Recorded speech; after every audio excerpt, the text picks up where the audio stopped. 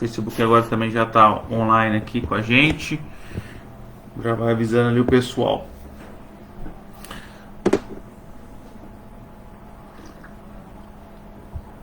Nós estamos então, como eu estava dizendo, na pergunta número 35,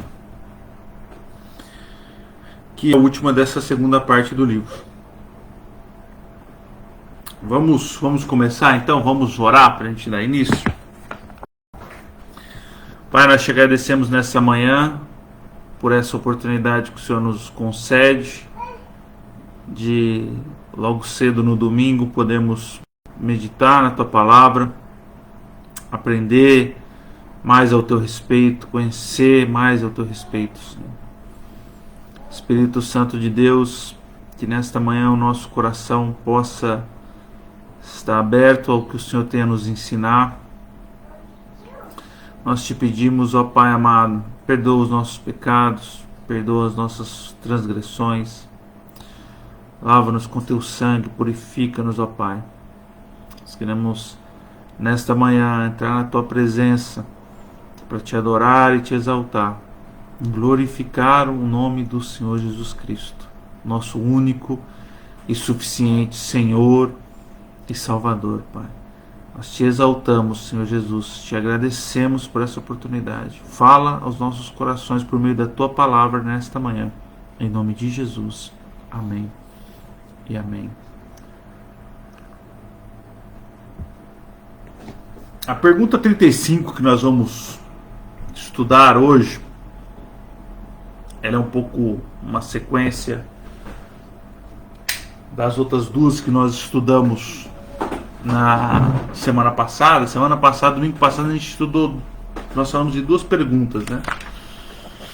Nós respondemos a pergunta 33 e a pergunta 34, só para a gente relembrar, que diz: os que têm fé em Cristo devem buscar a salvação pelas próprias obras ou em outro lugar? Então nós dissemos que a salvação unicamente por Cristo Jesus e não por boas obras.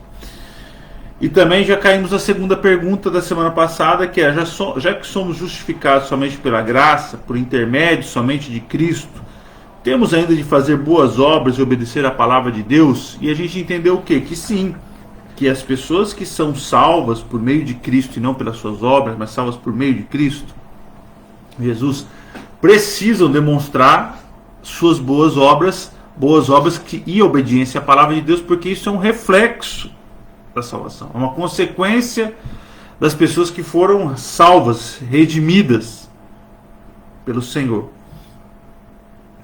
E aí a gente chega na pergunta de hoje, que é: já que fomos redimidos somente pela graça, não por obras, mas somente pela graça, somente pela fé, de onde vem essa fé? É uma pergunta interessante. Que nós entendemos que nós somos salvos por Cristo Jesus, por meio dele. Entendemos que essa salvação é pela fé em Cristo Jesus. Mas de onde vem essa fé?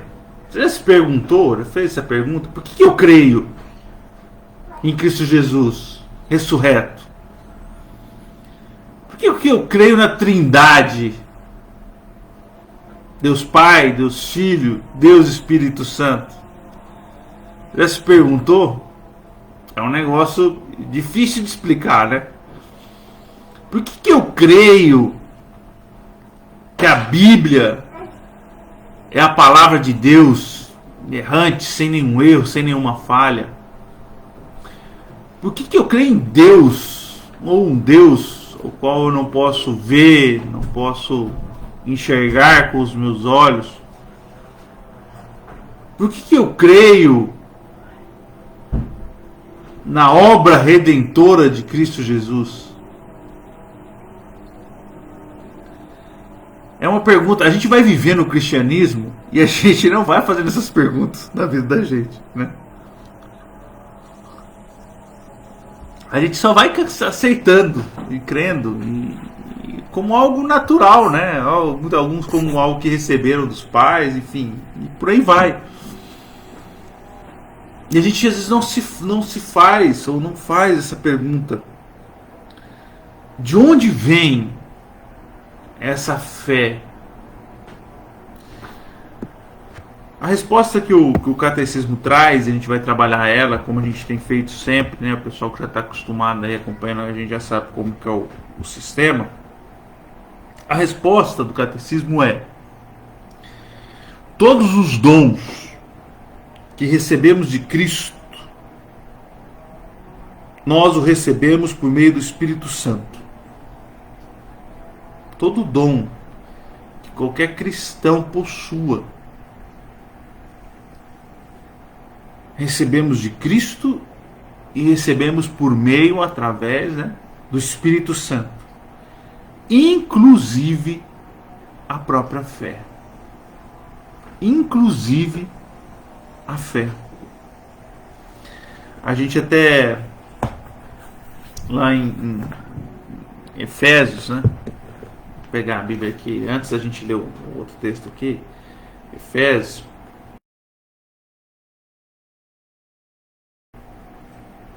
Capítulo 2,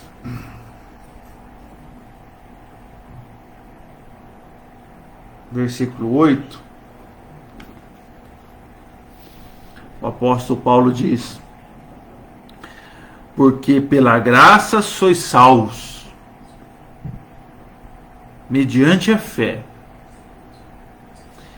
E isto não vem de vós, é dom de Deus.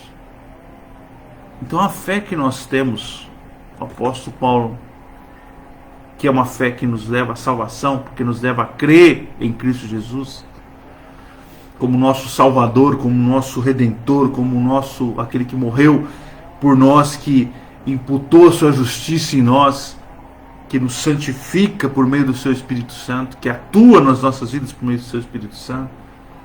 Essa fé é um dom de Deus. E em Tito, o apóstolo Paulo vai dizer que é uma junção ali, um grupo de versículos que eu inclusive sou apaixonado por esse grupo de versículos. Vou até abrir aqui a Bíblia para a gente ler esses versículos juntos. Tito, capítulo 3,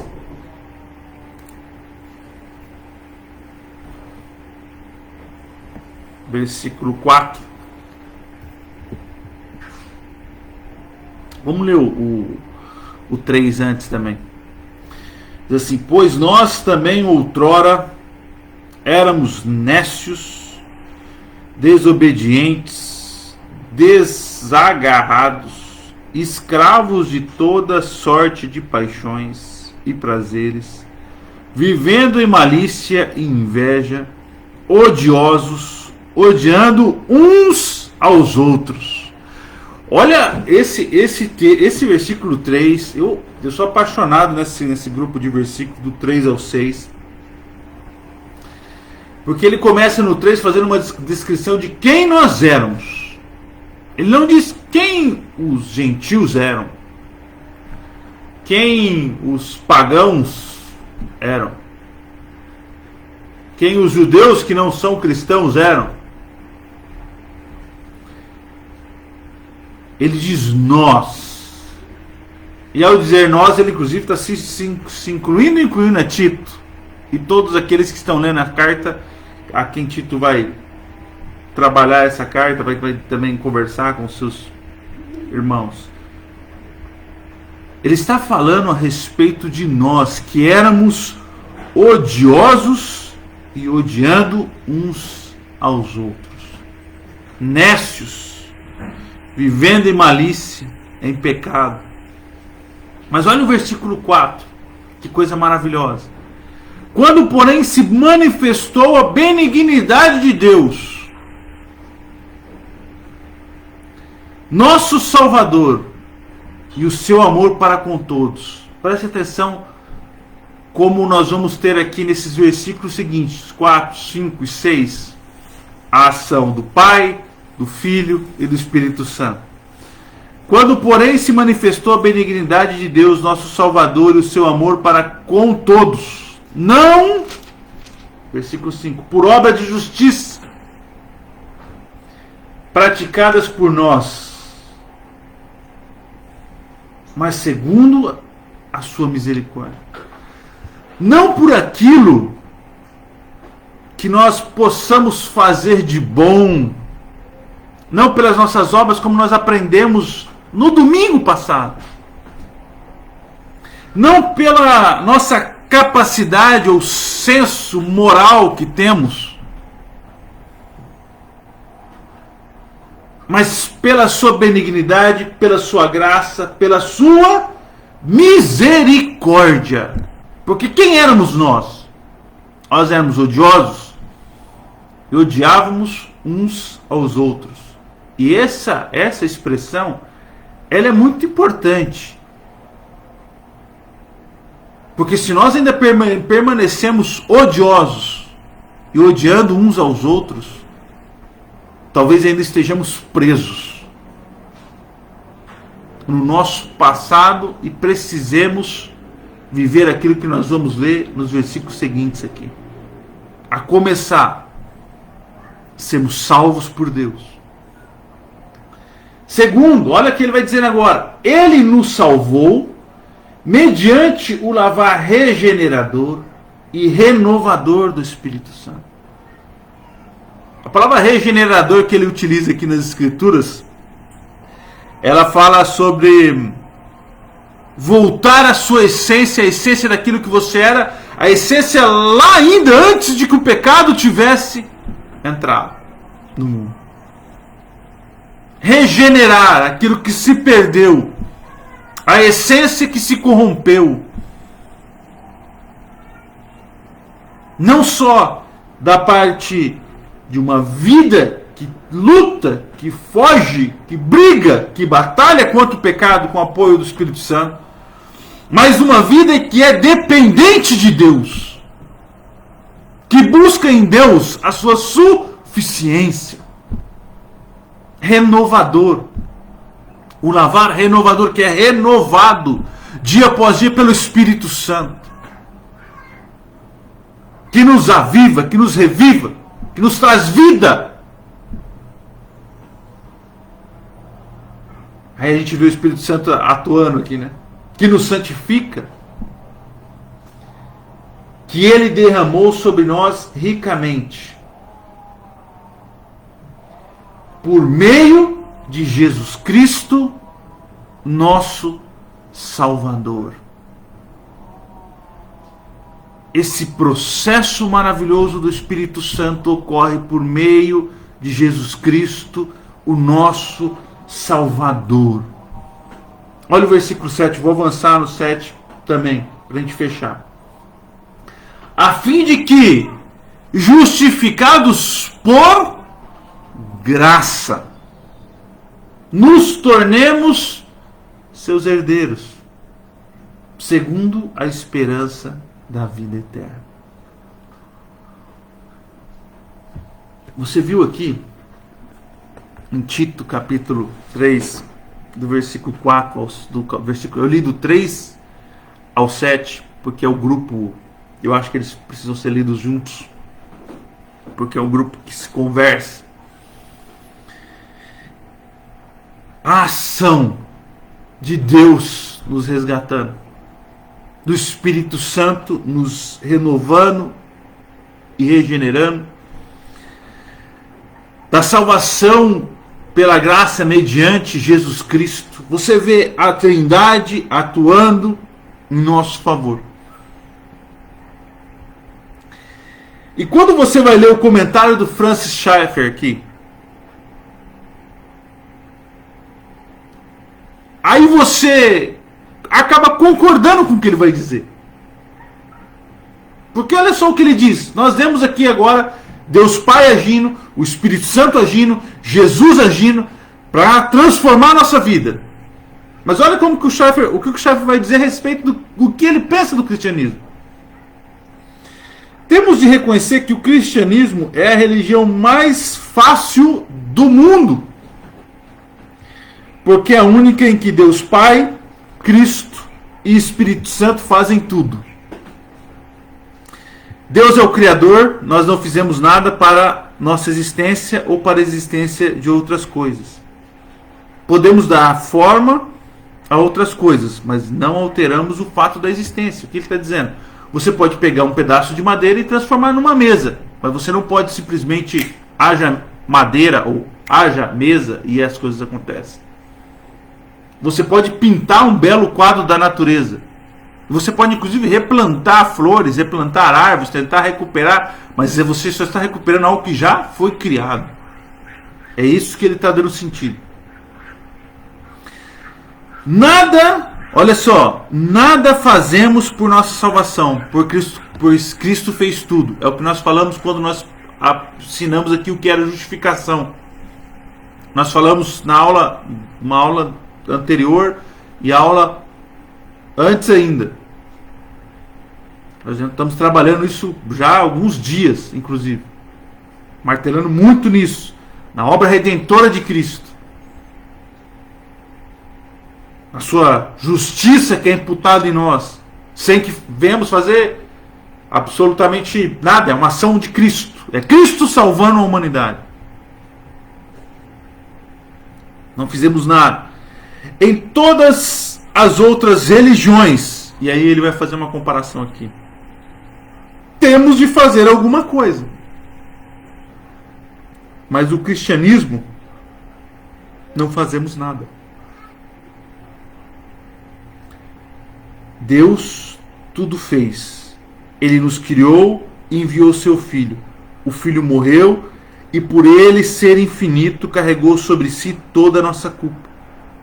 Não temos necessidade de carregar nossa culpa, nem temos de merecer os merecimentos de Cristo. Ele fez tudo. Assim, de certo modo, é a religião mais fácil que existe no mundo. Quando a gente fala isso,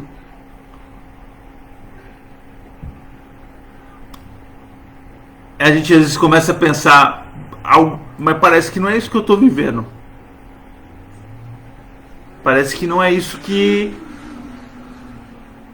eu vivo. Porque o que eu sempre escutei, sempre vivi é que é difícil ser crente.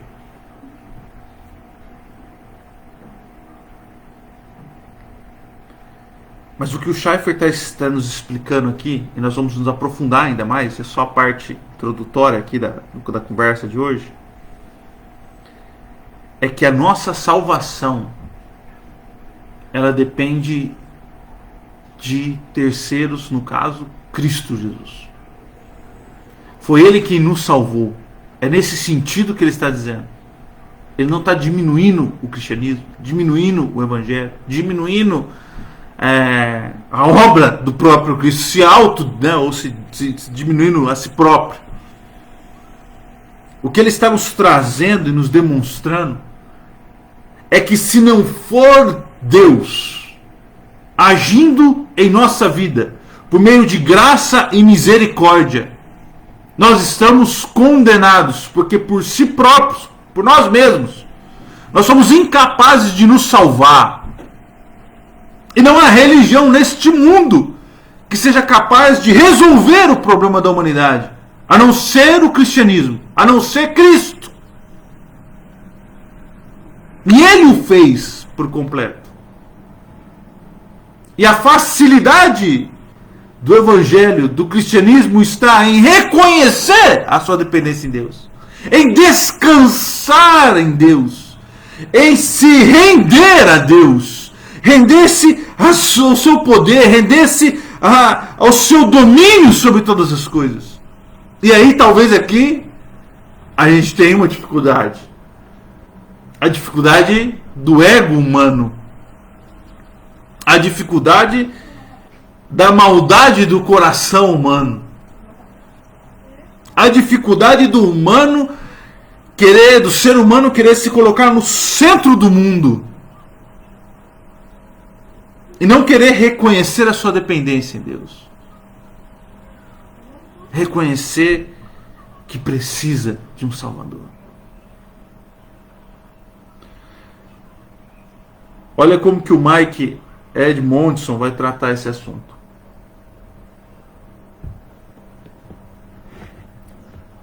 Essa pergunta que a gente fez, ele diz, trata de como os crentes veem a fé, como eu enxergo a fé. E assim recebem a salvação comprada por Cristo. É uma pergunta feita melhor quando em retrospectiva, ao olhar para trás, para a nossa vida, e perguntar, presta atenção agora, a pergunta que ele vai trazer, é como se ele estivesse dizendo assim, faça essa pergunta e tente respondê-la. Aí a pergunta é, como eu, pecador caído, cheguei a amar a Jesus e crer em seu evangelho quando tantos outros não o fizeram? Como que eu, não sei se você consegue já tentando trazer aí, fazendo uma retrospectiva desse momento, mas como que eu, pecador que sou, cheguei a amar Jesus e crer em seu evangelho quando tantas outras pessoas que eu conheço não o fizeram, não o fazem? A resposta dessa pergunta, ela é extremamente importante, porque ela vai, de certa forma, determinar como é que você vai enxergar o evangelho e como é que você vai viver a sua vida cristã nessa jornada peregrina que temos aqui na Terra. E por que isso? Antes de eu voltar aqui no Edmondson, que ele vai desenvolver muito bem isso, mas por que isso? Só para a gente fazer uma introdução aqui. Por que isso? Porque se eu olho para essa pergunta, como eu, pecador caído, cheguei a amar Jesus Cristo e creio em seu evangelho quando tantos outros não fizeram, enxergo na resposta que eu vou dar alguma vantagem em mim a isso, por que eu acreditei e outros não acreditaram? Porque eu, José Inácio Neto, sou de certa forma uma pessoa boa. Porque eu, José Inácio Neto, entendi por si só que era algo bom isso que estava sendo ministrado. Porque eu tenho uma sensibilidade.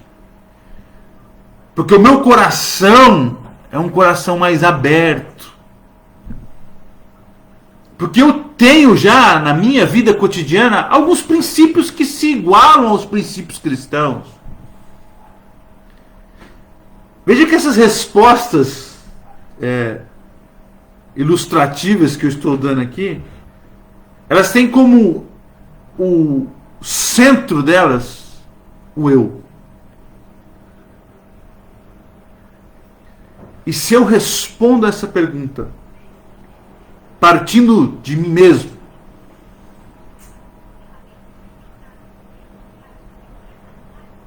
eu talvez tenha um problema na minha caminhada cristã.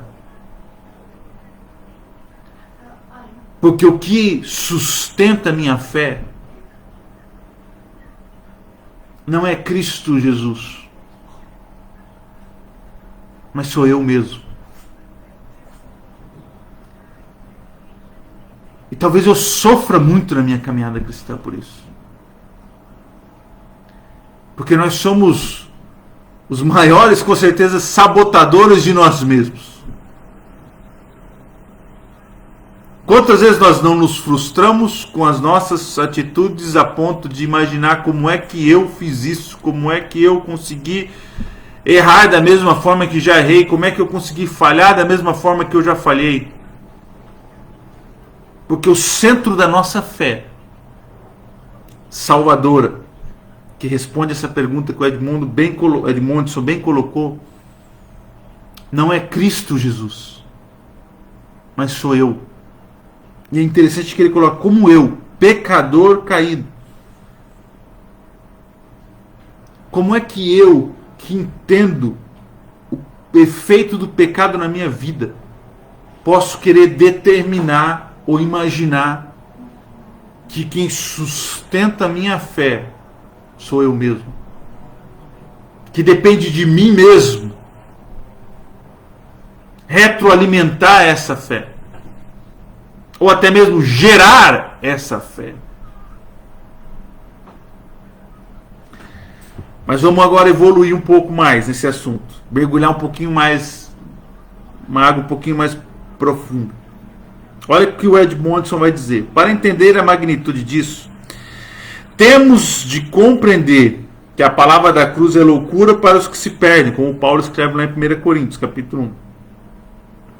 Ainda que possamos compreender intelectualmente os fatos do Evangelho, se não houver a graciosa intervenção de Deus, nós o rejeitaríamos como loucura. O que ele está dizendo aqui, se você for uma pessoa extremamente racional e você aplicar métodos científicos de pesquisa na leitura das Escrituras, e nessa leitura metodológica e racional que você fizer das Escrituras, você compreender que por A mais B ali, que 1 mais 1 é 2, que tem sentido lógico as Escrituras, isso não é o suficiente.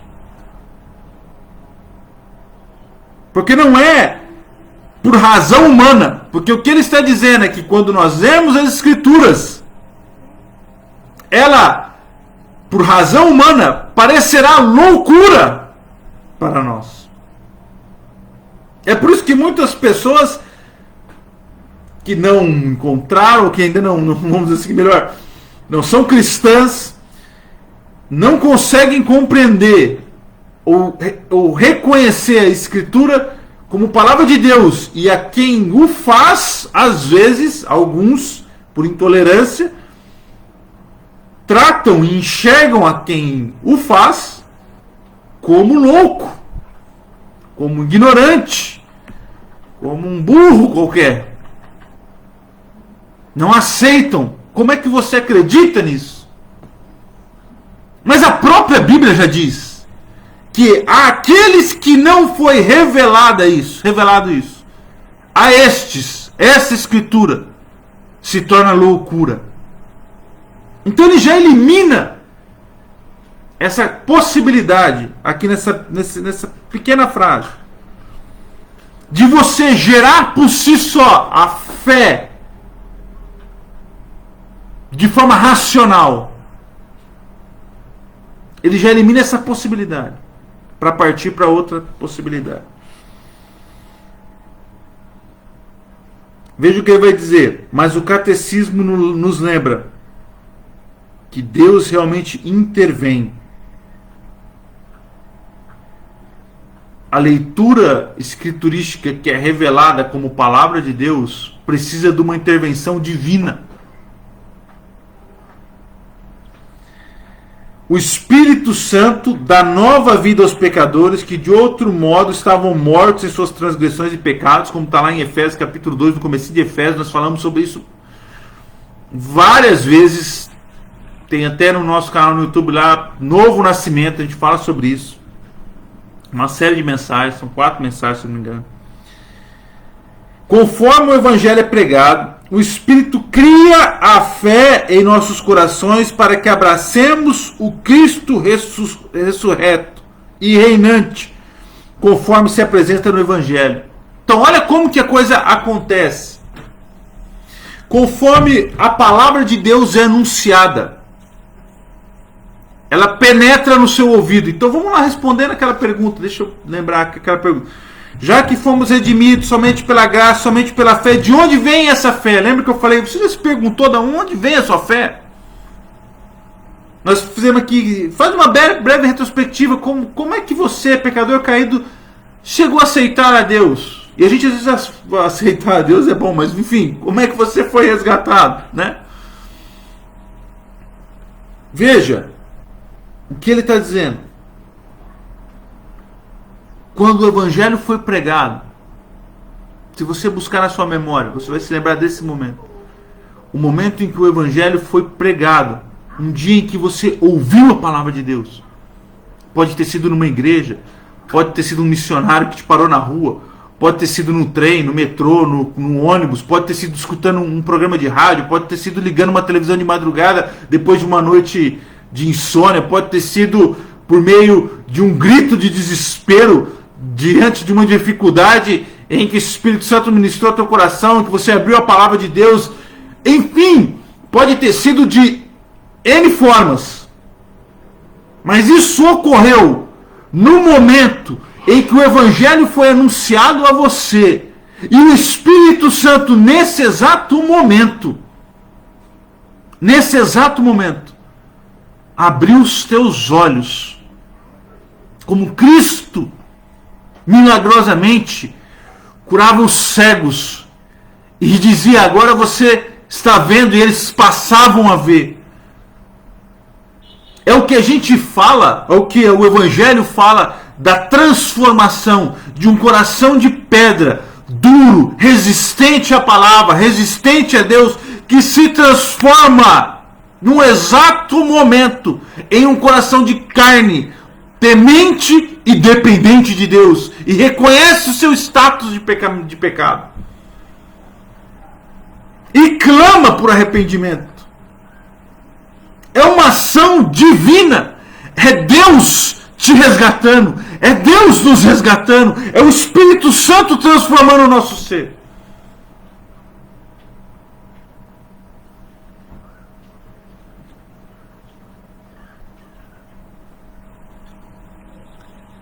É Ele nos fazendo crer que Cristo ressuscitou.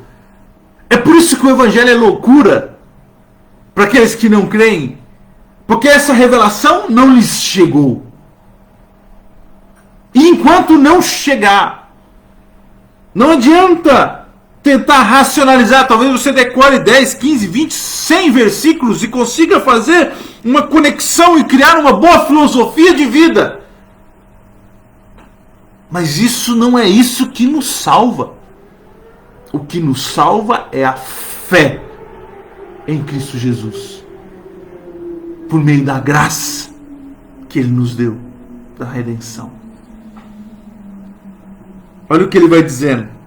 Agora, a resposta, então, que nós estamos trabalhando já há alguns minutos aqui. Até mesmo a fé, ou seja, a nossa resposta obediente ao Evangelho. Você ouviu o Evangelho e você responde a ele por fé. Até mesmo isso é uma obra divina. É um dom gracioso de Deus. Olha que Deus amoroso. Por isso que o Scharf diz que o cristianismo é a religião mais fácil. É nesse sentido, é Deus trabalhando para resgatar os seus filhos e filhas. Gerando neles a resposta. Ele vai dizendo, essa verdade maravilhosa tem imensa implicação para como vemos nossa salvação, a vida cristã e a adoração. Olha, eu até comentei aqui, presta atenção como é que a gente vai responder essa pergunta, porque ela vai determinar como é que a gente caminha, ou como é que vai ser a nossa jornada, a nossa peregrinação aqui na Terra enquanto cristãos. E o Ed Montes está dizendo aqui, essa verdade maravilhosa, essa palavra de que o Espírito Santo de Deus, que Deus age gerando a fé em nossos corações, para recebermos o Evangelho como verdade soberana sobre as nossas vidas, para crermos em Jesus Cristo como nosso único Senhor, suficiente Senhor e Salvador, como nosso Redentor, ressurreto, e que está sentado à direita do Pai, e que há de vir para nos buscar, para resgatar a sua igreja. Como nós entendemos isso? Como nós vemos isso?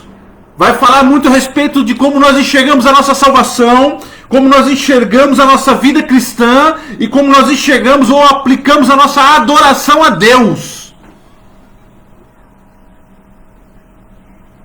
Porque se eu acho, eu vou voltar aqui num assunto que a gente tratou no domingo passado, porque está conectado. Porque se eu acho se eu entendo que há alguma participação minha nisso tudo,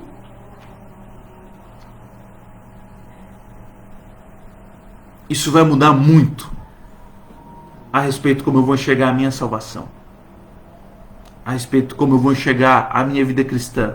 E a vida cristã que eu estou falando é a sua vida nesse mundo. Como é que você se relaciona com as pessoas? Como é que você se relaciona com seus amigos, colegas, e como essa vida cristã influencia outras pessoas? E elas não são salvas por isso, tá? Elas são salvas por meio de Cristo Jesus. Mas como elas podem enxergar Cristo em você? Como você vive e luta com os seus pecados? Como você vive e luta com as suas provações?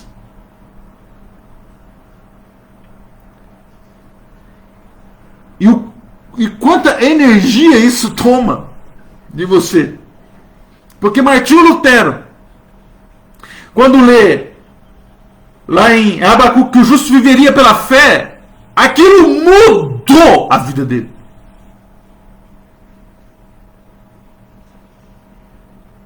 Porque a vida cristã dele, de martírio, de autossacrifício, de tudo que ele fazia para tentar se justificar, e era em vão,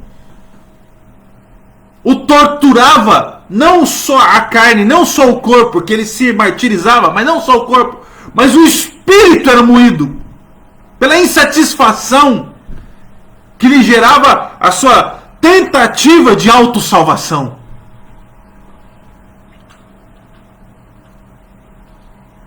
Mas vamos lá.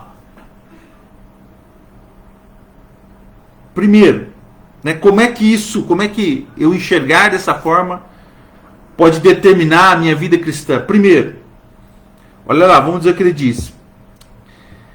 Isso confirma que nossa salvação é verdadeiramente toda pela graça, dependente de Deus. Nenhum de nós pode jactar-se de ser salvo, melhor dizendo, por aproveitar ao máximo tudo que a salvação oferece.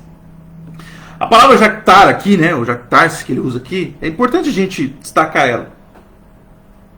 Ele está falando sobre vaidade, ostentar. O que ele está dizendo? Ninguém pode ostentar ou ter algum tipo de ostentação pelo fato de ter sido salvo.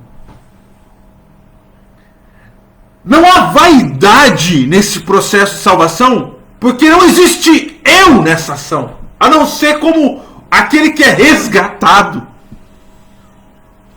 aquele que estava rumo ao inferno, rumo à perdição, e que não tinha o que pudesse fazer, e foi simplesmente salvo, resgatado por graça, amor e misericórdia de Deus. Como é que alguém pode ter ou aplicar qualquer senso de vaidade, ou de orgulho, ou de ostentação nesse processo todo? Quando você e eu não temos ação alguma, a não ser recebermos com gratidão a misericórdia de Deus.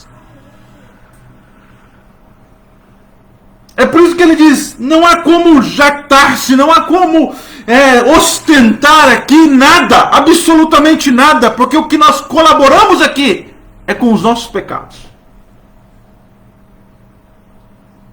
Foram os nossos pecados, a nossa vida odiosa, a nossa vida de odiar uns aos outros, de desejar a carne, que nos, vamos dizer assim, habilitou a sermos salvos.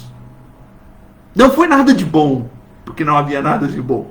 Não foi nem um senso de justiça, não foi nada disso. O que nos habilitou, o que nos fez chamar a atenção dos olhos do Pai, não foi, no meu caso, a minha bela careca, a minha bela barba, os meus belos atos de justiça, a minha bela família, minha bela esposa, minhas belas filhas, minha bela casa, meu belo trabalho, meu belo currículo profissional, meu belo imposto de renda, minha bela fonte de renda, minha bela conta corrente. meu belo carro, não foi nada disso que atraiu os olhos de Cristo. Foram os meus pecados que me capacitaram ou que me qualificaram a ser resgatado. Foi o que eu tinha de pior.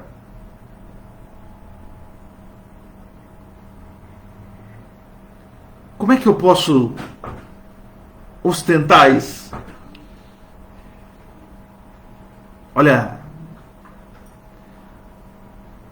como é que eu posso me orgulhar, ou dizer, ou ter algum senso de vaidade nesse processo? Isso é pura graça. É isso que é a graça. Quando a gente graça é um favor imerecido. Ah, que legal, que favor imerecido. O fato de eu e você, ou vou falar de mim, talvez assim, não ofenda, ser o pior dos homens. E ainda assim Deus me amar.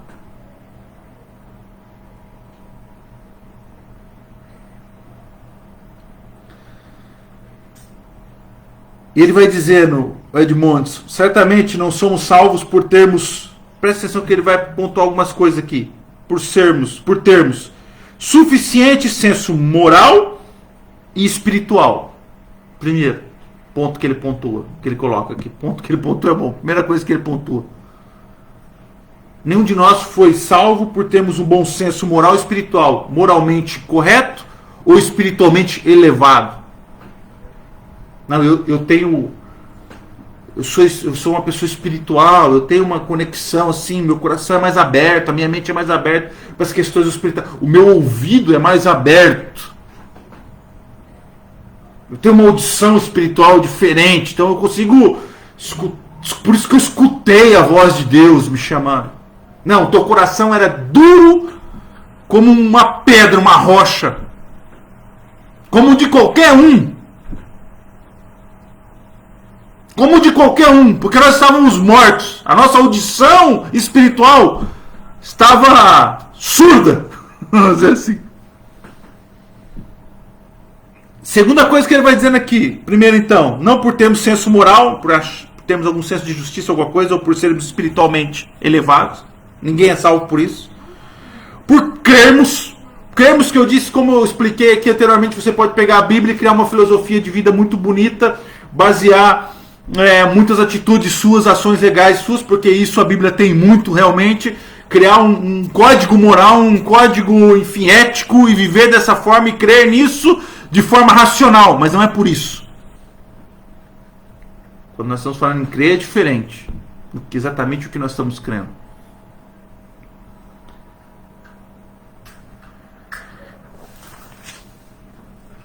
Romanos capítulo 1, vou abrir aqui um parênteses rapidinho aqui. Romanos capítulo 1, versículo 16 e 17.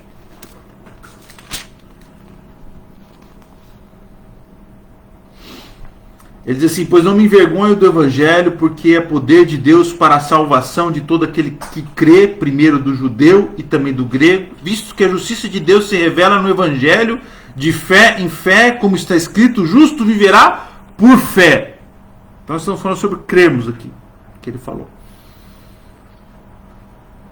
Eu acho muito interessante quando ele diz aqui nos primeiros versículos, e a gente muitas vezes fala de forma automática essa primeira parte desse versículo. Eu não me envergonho do Evangelho, porque ele é poder de Deus. E realmente, o Evangelho é o poder de Deus. E muitas pessoas param aqui. E talvez parem aqui para exaltar a espetacularização de milagres e maravilhas que Deus pode realizar. Deus pode curar, Deus pode retirar uma pessoa de uma maca, de um leito de morte e restaurar a saúde dele por completo, se assim ele quiser. Como ele pode não fazer se ele quiser. Inclusive isso. Mas olha o que o versículo diz. É importante você ler a frase inteira. Porque por mais que milagres e maravilhas e todos os efeitos poderosos que Deus pode realizar e que transformaram muito do que o Evangelho é, inclusive, porque as ações dos apóstolos cacifavam, né? Era uma demonstração também do poder de Deus. Mas veja o que o apóstolo está escrevendo para os romanos. É o poder de Deus para salvação. Porque o maior milagre, a maior maravilha que Deus pode fazer é transformar um homem e uma mulher condenados ao pecado eterno, condenados ao inferno eternamente.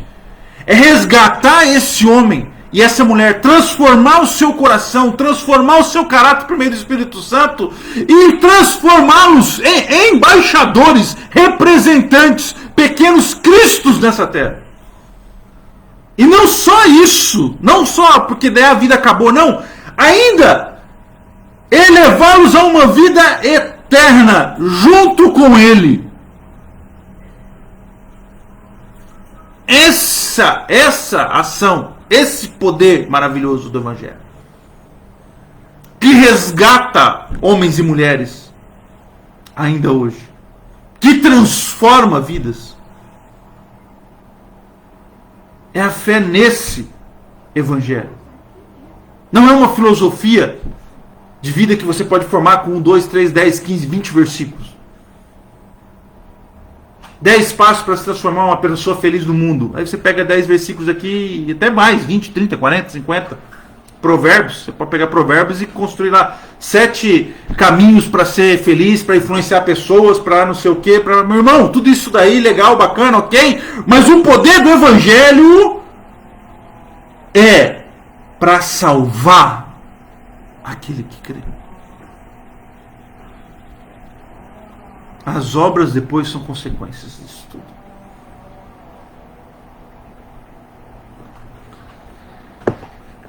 Vamos seguir, versículo seguinte, não seguir aqui no que ele vai dizendo. Então, primeiro nós já falamos, não é por senso moral e espiritual, não é por essa questão de crermos por nós mesmos, né? Eu vou estudar e vou criar aqui uma filosofia, vou crer e a partir dessa minha crença própria, eu vou gerar a salvação em mim.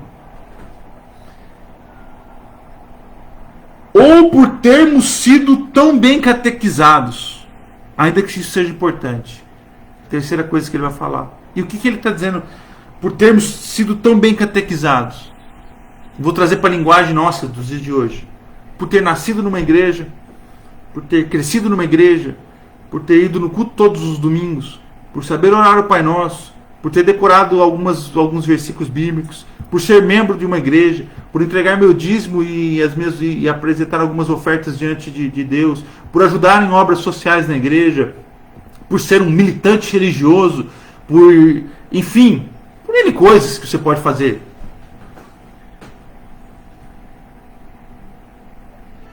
E nada disso que eu disse aqui é errado. Porque não é sobre certo e errado nós estamos falando aqui, nós estamos falando sobre aquilo que salva. Se esperamos a nossa salvação nisso, em termos de algum senso espiritual ou moral, falhamos. Se esperamos termos a nossa salvação por crermos por nós mesmos no Evangelho, por gerarmos por intelecto uma lógica real e por causa disso acreditarmos e não em Cristo Jesus e na obra dele especificamente, ou por sermos um militante religioso, nada disso nos salva. Ainda que algumas coisas sejam importantes. Não somos salvos apenas porque em sua divina compaixão, Edmondson vai dizer, o Cristo ressurreto,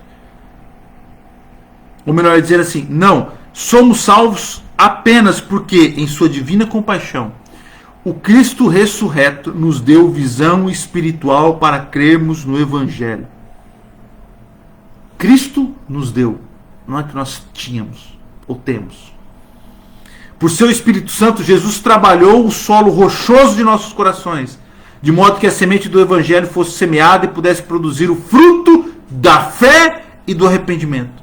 Se cremos no Evangelho, devemos louvar a Deus por nos dar a graça de crer nele, pois ele é o único que faz a diferença para nós.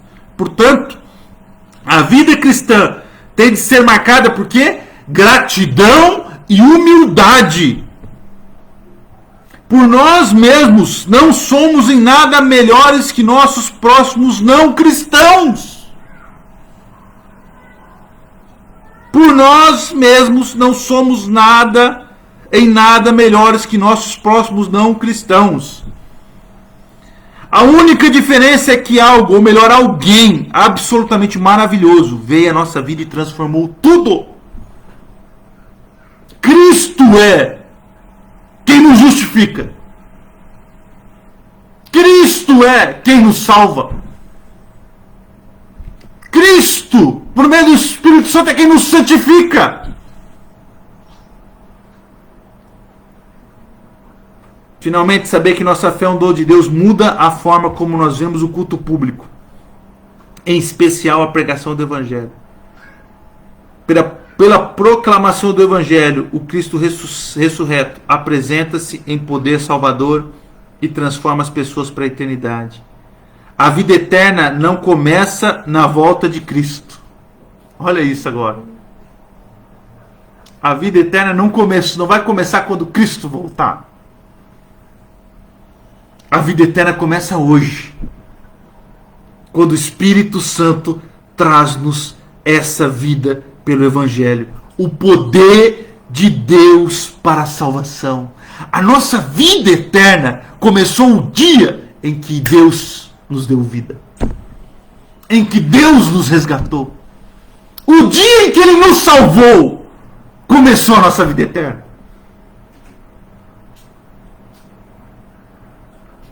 Ao nos sentarmos nos bancos da igreja, olha o que ele vai dizer agora, e ouvirmos o Evangelho, não estamos apenas ouvindo um discurso religioso, como nós não estamos fazendo apenas isso hoje. O céu vem à terra, ou melhor dizendo, ele vai dizendo que o maior poder do mundo inteiro opera, trazendo vida nova aos pecadores. O céu vem à terra, o glorioso ainda não rompe para dentro do aqui e agora. O culto público é o centro da ação redentora de Deus até a volta de Cristo, quando todo mundo o verá. E até esse dia, nós o contemplamos pela fé, semana após semana. Pela fé nós nos reunimos. Domingo, quarta-feira também temos nos reunidos aqui online, contemplando a vida eterna. Pelo Espírito Santo, estamos sendo progressivamente transformados, de modo que isso durará por toda a eternidade. De onde vem a sua fé?